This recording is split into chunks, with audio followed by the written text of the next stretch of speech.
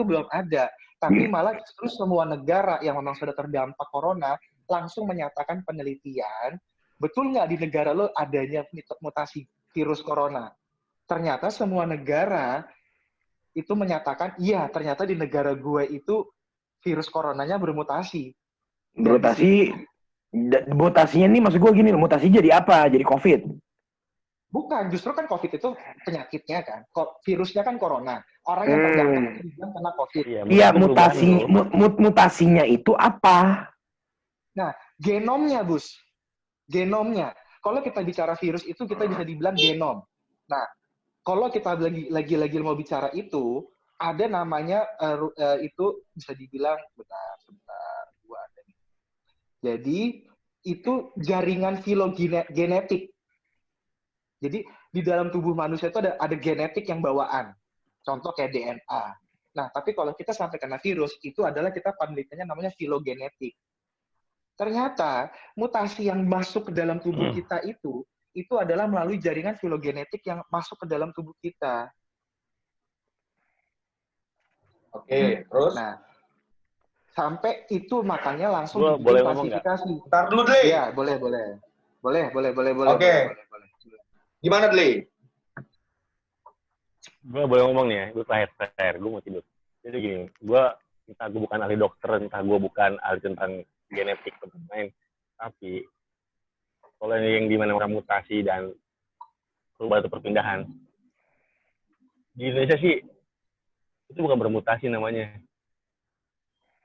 Kalau pengen baca lagi ya, di Google, itu namanya dia berpindahan doang. Tapi kalau dia bermutasi, dia akan berubah lagi menjadi SARS, bentuk yang lain. Itu bermutasi. Nah, gue setuju kalau makanya definisinya tuh apa? Definisi mutasi itu apa? Dengar dulu. Gitu loh. Gitu. Kalau sekarang di Indonesia itu bener adalah bukan bermutasi namanya. Mungkin dia penyaluran. Dokter dari Singla, dulu tuh gue share kontennya. Itu bilang setelah kena corona, paru-paru lu seakan-akan hilang sebelah. Karena apa? Sudah rusak. Berarti orang udah punya corona, itu gak bakal sembuh. Dan dia bakal nurunin ke anaknya. Ataupun ke yang lain, Itu bukan bermutasi namanya. Nanti gue share kontennya. Oke. Gue sebelumnya mau tidur dulu nih. Gue cabut dulu. Assalamualaikum. Waalaikumsalam. Nah, ini yang barusan gue share, CNN Indonesia, Wakil Kepala Lembaga Biologi Molekuler Eichmann, bidang penelitian translasional. Ini orang Indonesia ya, David Handoyo Mulyono, menyatakan mutasi virus corona SARS-CoV-2 berlangsung cepat. Jadi ini yang di Indonesia. Ini beritanya dirilis tanggal 15 Mei. Yang ngerilis CNN Indonesia. Nah, ya, mutasinya foto yang ada di dalam itu adalah ilustrasinya mutasi virus corona. Yang tadi disampaikan Alan itu iya. Jadi tadi yang disampaikan sama Adle itu pindah ke orang itu adalah penyebaran, bukan mutasi. Betul, setuju. Terus? Penularan, kayak gue batuk pilek, terus gue nyebarin ke kibus, itu otomatis. Tapi ketika di dalam tubuhnya kibus diteliti sama dokter, apakah sama persis bentuknya sama kayak dengan gue atau tidak? Enggak, berarti kan sederhananya gini, Jack. Berarti sederhananya itu gini loh. Apa namanya? Kalau dia itu sudah bermutasi, namanya bukan corona lagi. Bukan gitu, Bus. Gini, mungkin gennya kali, Bus ya. Gennya. Gini, kalau sampai kita mau bicara itu adalah udah beda nama, itu adalah namanya bukan mutasi. Terus apa? Tapi Penyakit itu baru. adalah namanya evolusi. Itu namanya evolusi, Bus.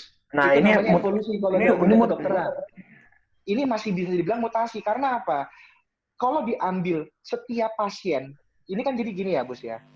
Pasien yang tertular itu diambil sampel-sampelnya, diteliti. Apalagi ketika kematiannya cepat.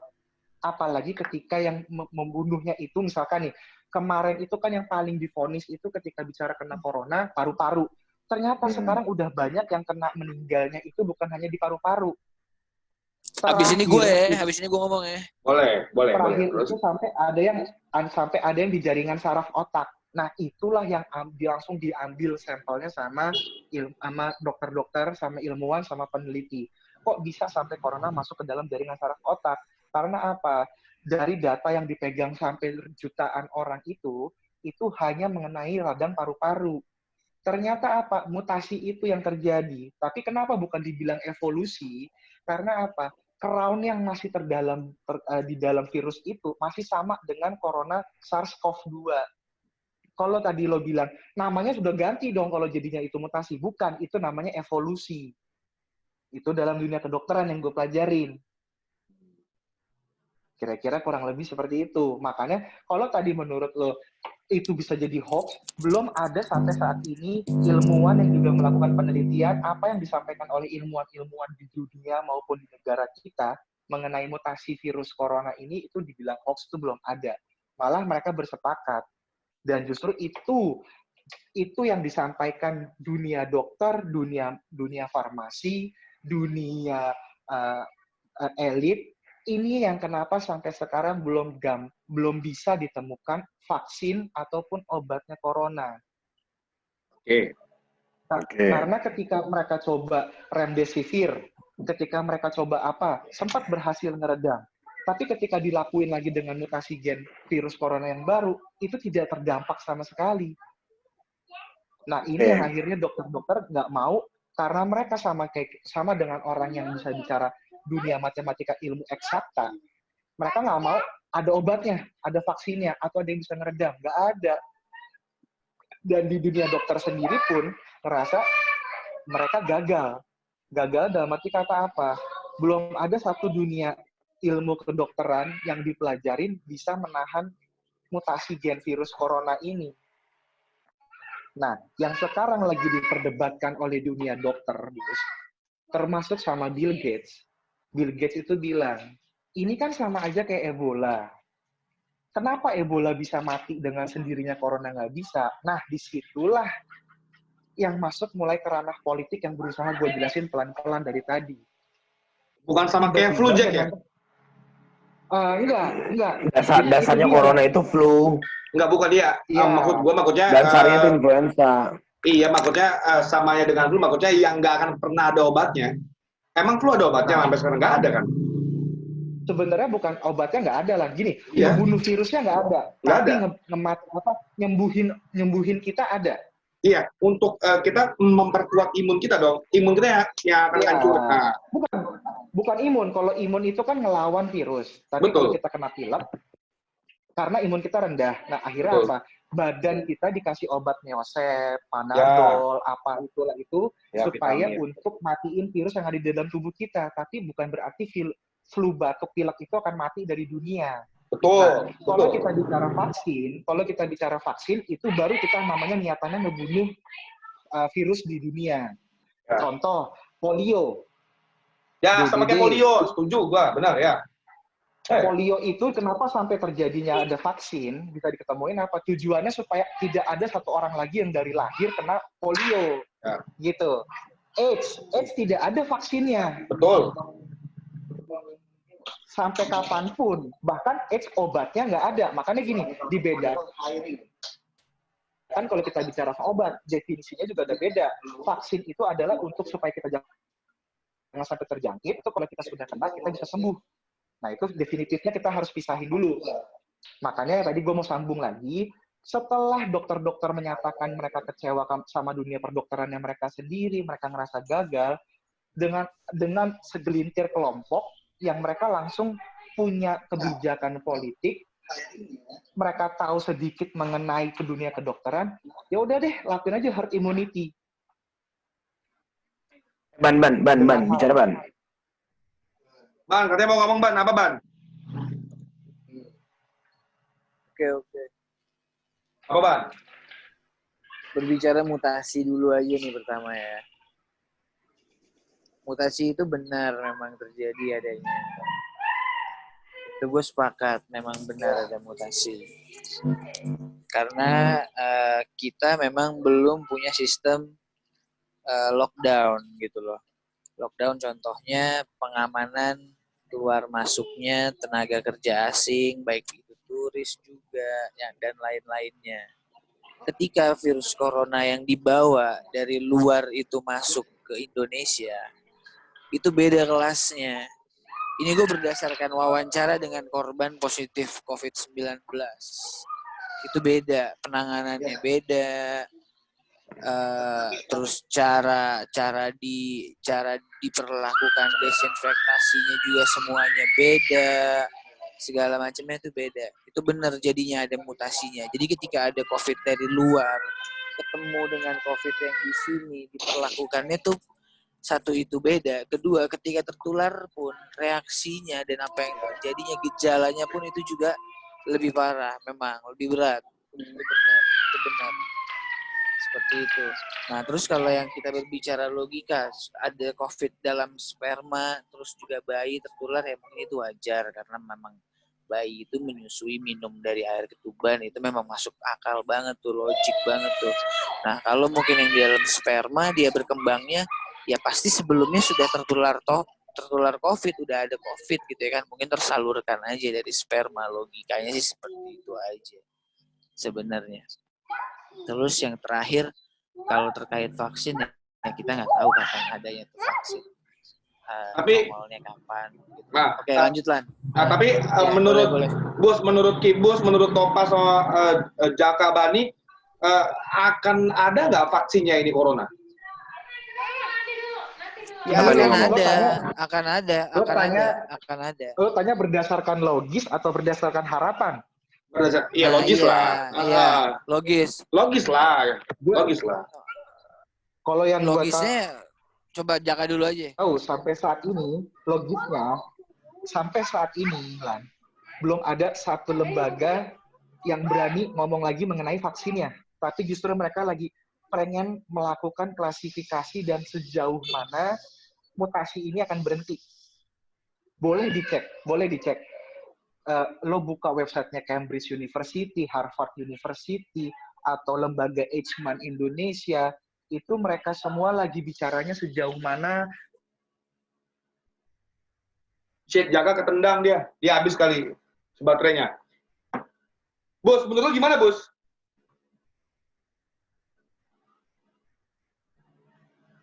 Apa tuh? Iya, akan kalau secara logika akan ditemukan, akan temukan nggak itu vaksinnya? Apa kita akan terus hidup berdampingan sama COVID? Yang akhirnya kembali ke temanya, kita harus akan ada the new normal life. Gini, kita juga sehari-hari hidup berdampingan sama DBD. Ya. Kita sehari-hari berdampingan hidup sama tuberkulosis. Betul. Ya kan? Tinggal ya kita berharap bahwa vaksin itu ada. Terserah lah orang mau mengambil keuntungan daripada vaksin itu, penelitian vaksin itu. Yang sangat gue harapkan adalah sekarang ini karena memang ya sorry itu saya agak terlambat penanganan khususnya di negara kita. Konsentrasinya sekarang adalah bagaimana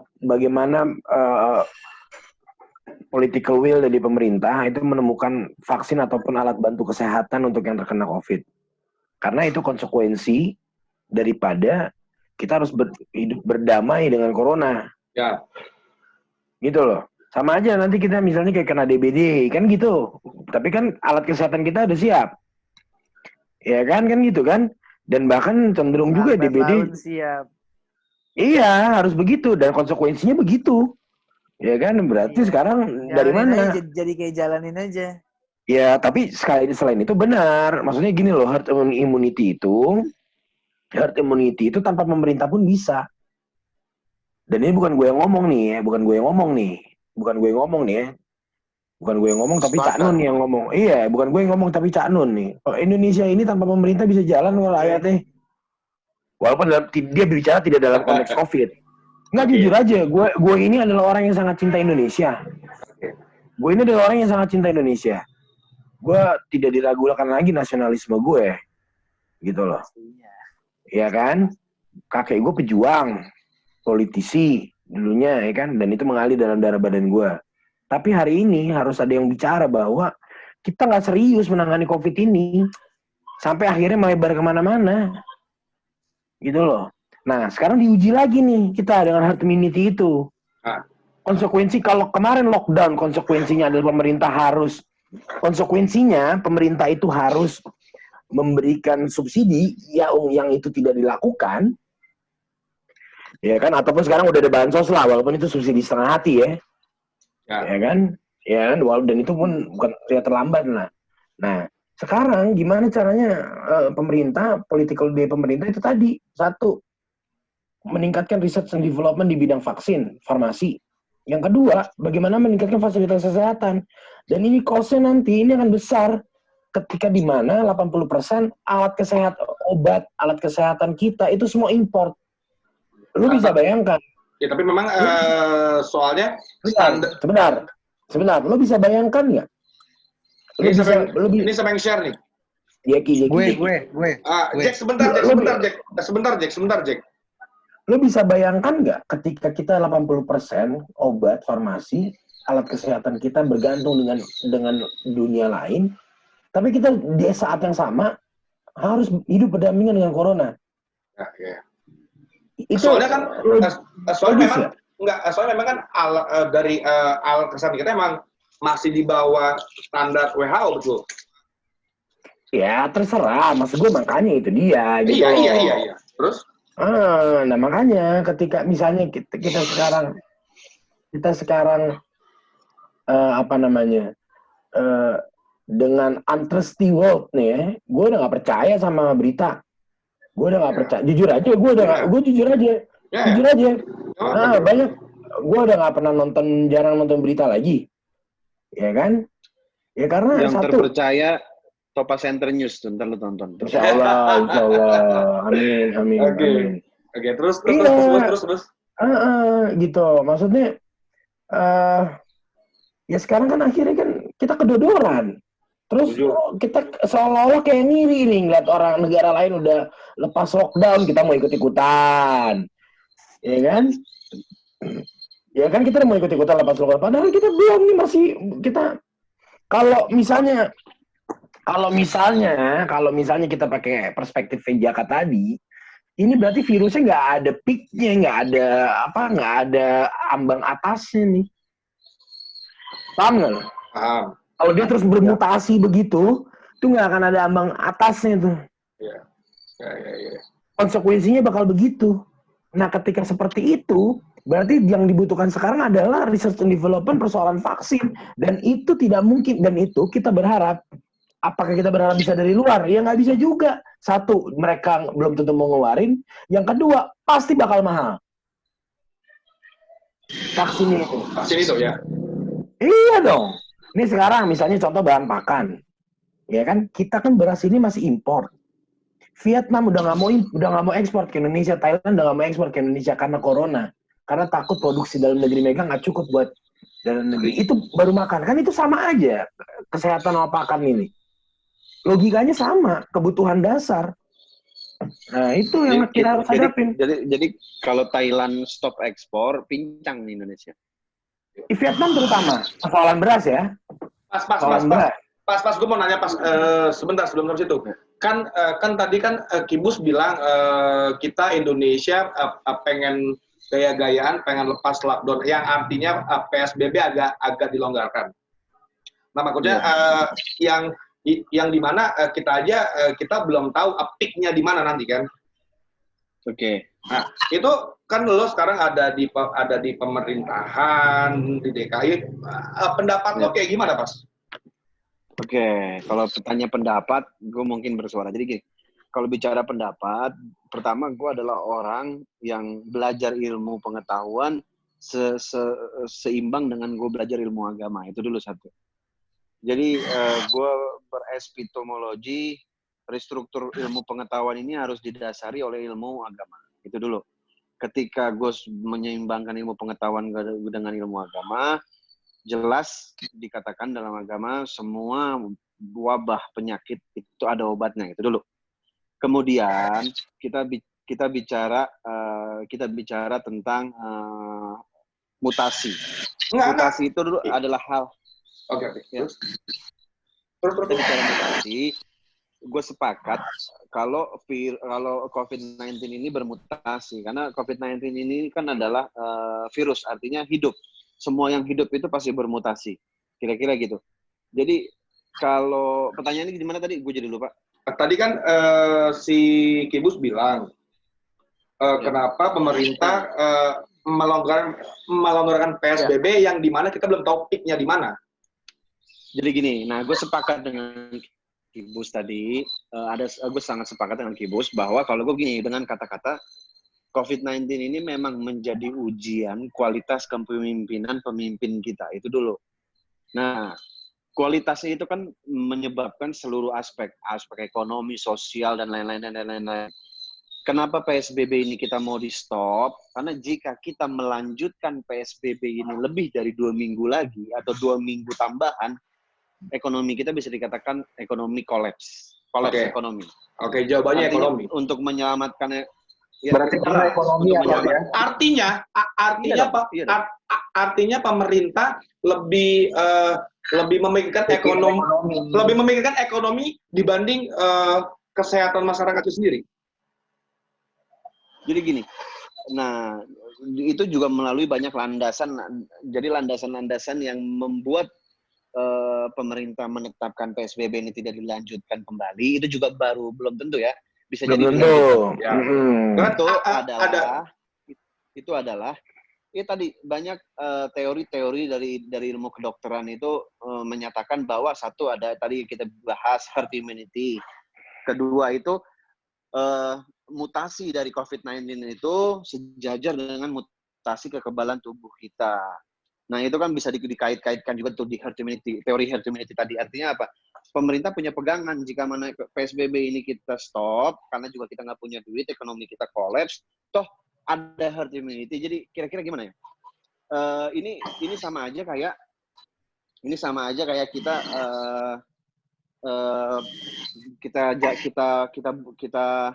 deskripsikan ke kasus yang lebih kecil. Misalkan begini. Ketika kita di dalam rumah, kita punya anak istri, kita nggak mampu lagi nih support anak kita sendirian karena istri kita larang untuk nggak kerja, gitu kan? Sama nggak kira-kira deskripsinya itu sama keadaan sekarang? Ya. Nah, ketika kita udah nggak sanggup support anak kita, kita alasan kita alasan kita ngelarang istri kita kerja kan? Kamu nggak boleh, kamu perempuan, kamu undang nafsu laki. Kita sudah nggak sanggup untuk ngasih makan anak kita, akhirnya kita bilang ke istri kita, boleh deh mah kamu kerja. Boleh kenapa alasan itu bisa lahir? Karena ya bisa kok istri gue pakai jilbab, dengan istri gue pakai jilbab nggak mengundang nafsu orang luar. Nah jadi gitu.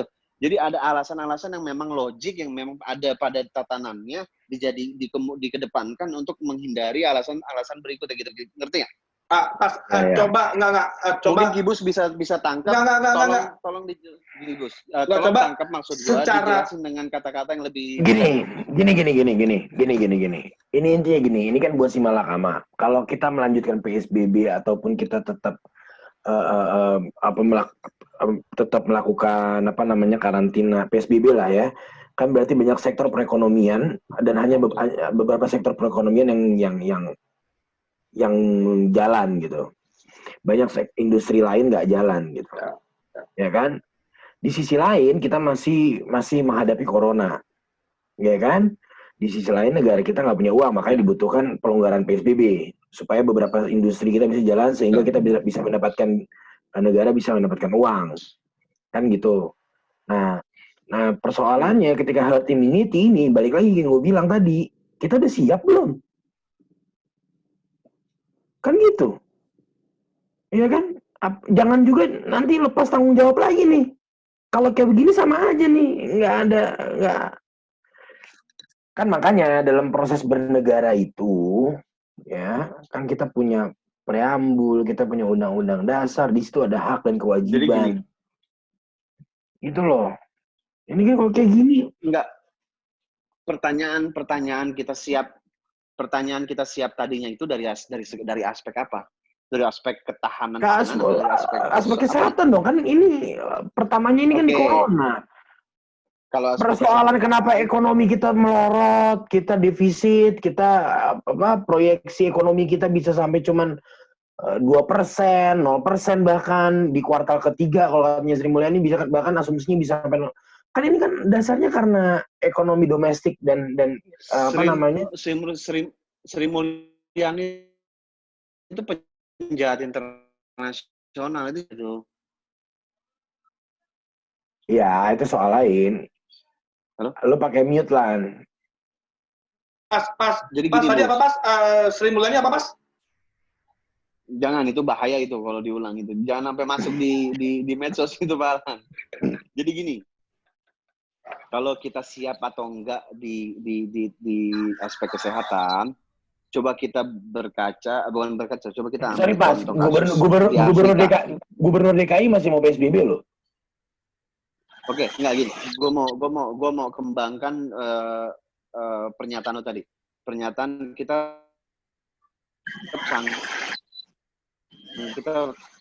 tahan di aspek kesehatan.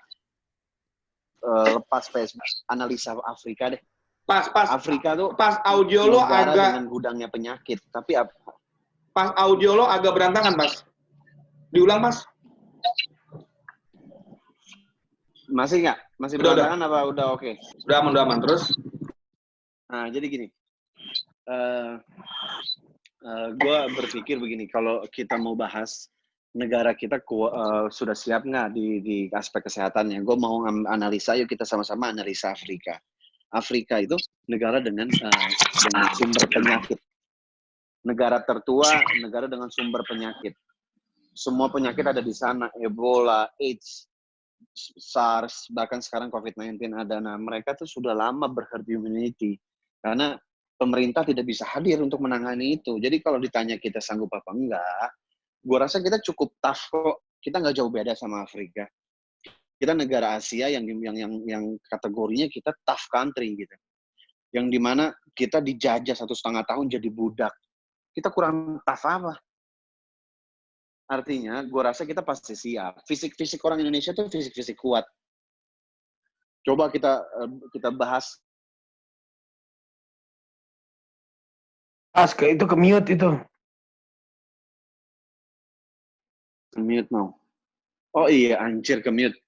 Jadi gue begini. Gue ngerasa kalau Indonesia itu adalah tough country. Dari mana gue bisa berpikir kalau kita negara yang kuat? Artinya kalau negara kuat, fisik kita kuat nih untuk nahan virus-virus tadi. So, kita sama lah kayak Afrika. Afrika juga kuat. Enggak, Afrika sudah lama. Apa hubungannya Indonesia kuat sama fisiknya kuat? Gak ada hubungannya dong, Mas?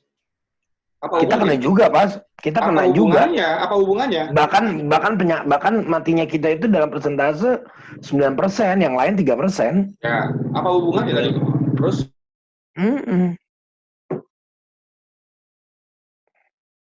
Gua ada nggak? Ya, baru ada. Sebentar. Next dulu. Headset gue mati. Lan, lu di mute, Lan. Oke. Sekarang Jak, lu ada tanggapan apa, Jak? Gimana? Ada tanggapan apa, Jak? Nah, ini udah ada nih. Sebentar, Pas. Jaka dulu, Pas.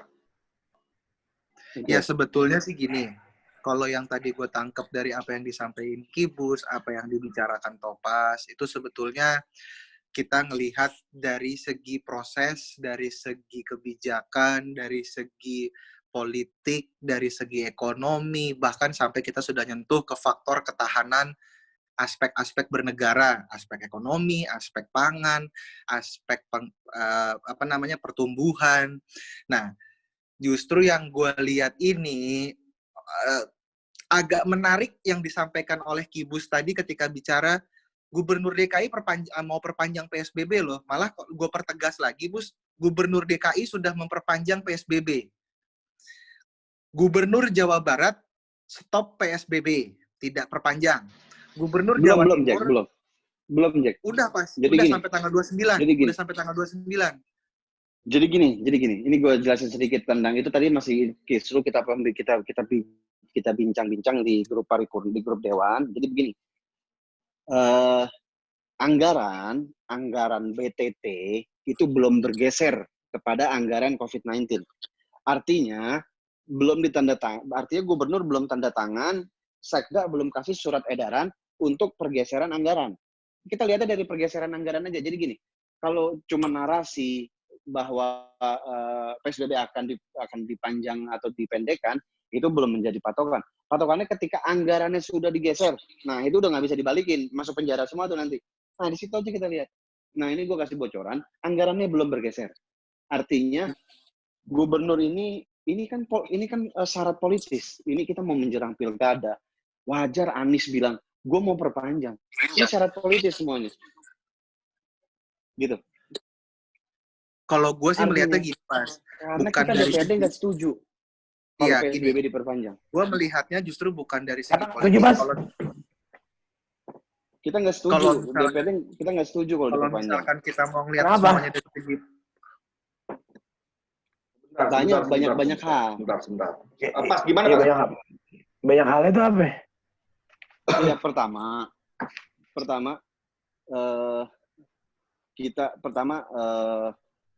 anggaran APBD kita itu dari 98 ke 87 sekarang ke 41 triliun. Yang dialokasikan untuk penanganan COVID-19 ini yang gue mau bahas adalah konteksnya bansos. Itu cuma 1 triliun. Artinya anggaran kita ini juga sudah terserap untuk yang lain-lain. Misalnya si Anies blunder dengan membayar uang muka Formula E di 2020-2021. Artinya apa? Itu akan memakan kembali pendapatan daerah yang ujung-ujungnya ini nggak menghasilkan apa-apa untuk masyarakat gitu. Jadi gitu. Alasan kenapa kita tidak setuju banyak. Yang bisa gue jelaskan saat ini baru itu karena masih classify, sifatnya masih sangat rahasia. Jadi yang jelas Anies ini terlalu banyak pakai anggaran yang kita rasa ini agak ngaco lah bahasa gampangnya. Jadi gitu. Agak ngaco ya. Sebenarnya kubunya Jaka bisa ngejelasin. PSI tahu betul ini tentang anggaran ini karena mereka yang pelototin tuh. Oke. Jak, ada tanggapan, Jak? Kabur nih, lagi kabur. Oh, ada. ya kalau bicara anggaran. Sebentar, Jack. Udah mau habis. Jack, tanggapan lo kita di part 3 langsung ya. Tapi emang lu pada setuju ini PSBB lanjut? Oke, itu kita jawab di part 3 aja ya.